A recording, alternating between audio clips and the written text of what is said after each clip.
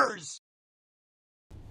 Welcome, Buccaneers, to the Pixel Pirate Plays. This is your host, the Pixel Pirate, bringing you daily first impressions on the latest and greatest indie games. Today on the show, we are taking a look at a game called Capsule.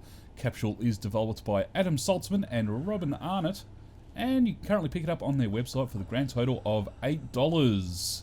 So, what is Capsule? Well, it's a survival game, I guess is the best way to describe it. It's so minimalistic that it is difficult to describe exactly what it is without just playing it. So we'll get straight on into this bad boy here. So this is me in the middle here, and I can move around. I can pick up these things here.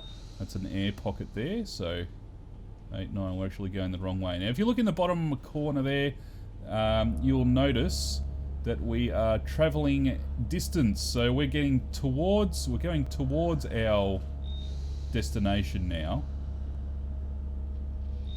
So we're just collecting things, and we can actually determine what things are. Oh god, no, actually we don't need air pockets. We definitely need some power though. Oh, we nearly ran out of power. Okay, alright, so we docked. Now you have two main consumables, I guess. You've got oxygen and power. The things that I was collecting either give you oxygen or power, or they give you bad things, like if you run into an asteroid or something else. And basically you need to survive to travel to the destination that you're going to, which is always like a space station of some description. So we have entered the space station, we've docked at the space station and refilled all our tanks and things. And it's just giving us some information here that we got 4 messages. So basically, it's, I don't know, it's not, I wouldn't go so far to say that this is filler. It's more lore, I guess, like information about what the game is or what the world is about.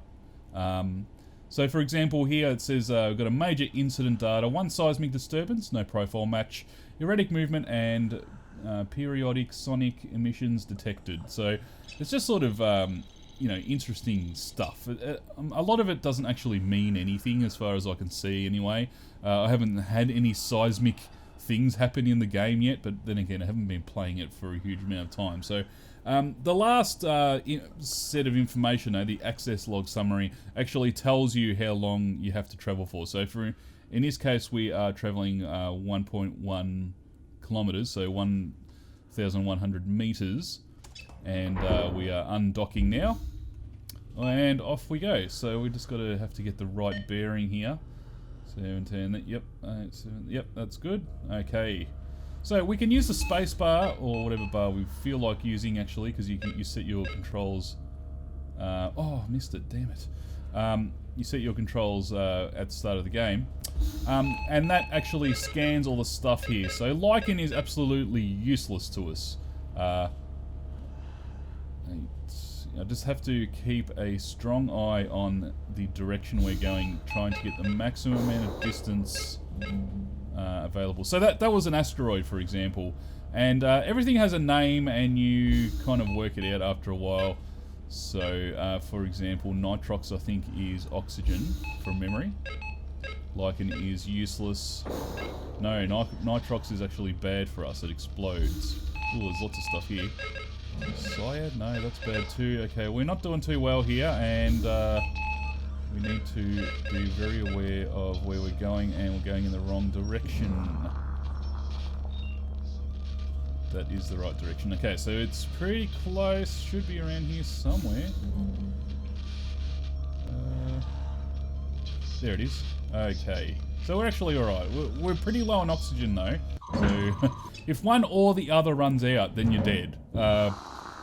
And you'll soon see that if I run out of engine power but not oxygen... oh dear. Okay, so we got some messages here. Hi Simon, just a heads up.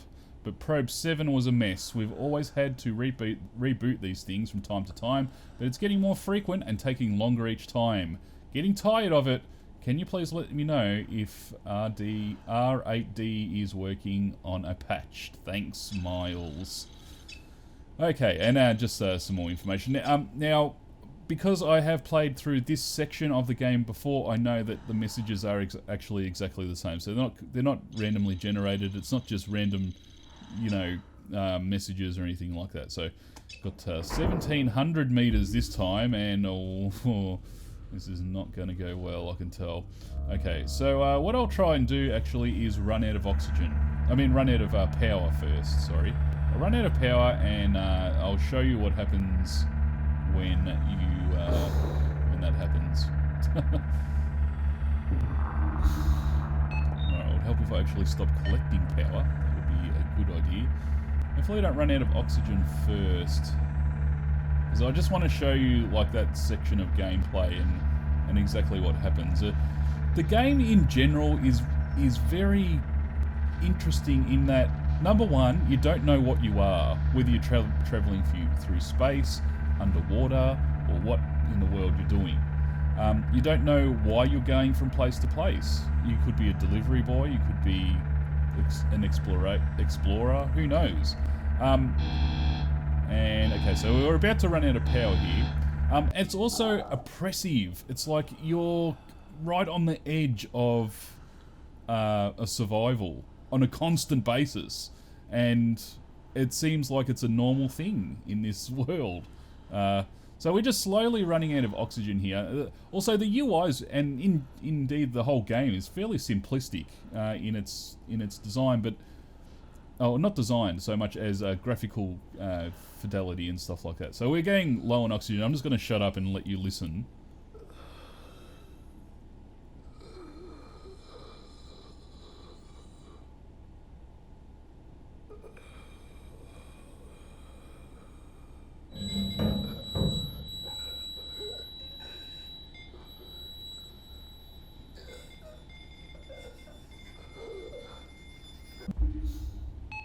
So there you go. Essentially, you choke to death. Not fun. So yeah, it's oppressiveness. Like I think that in any other game, almost, it wouldn't have that much of an impact.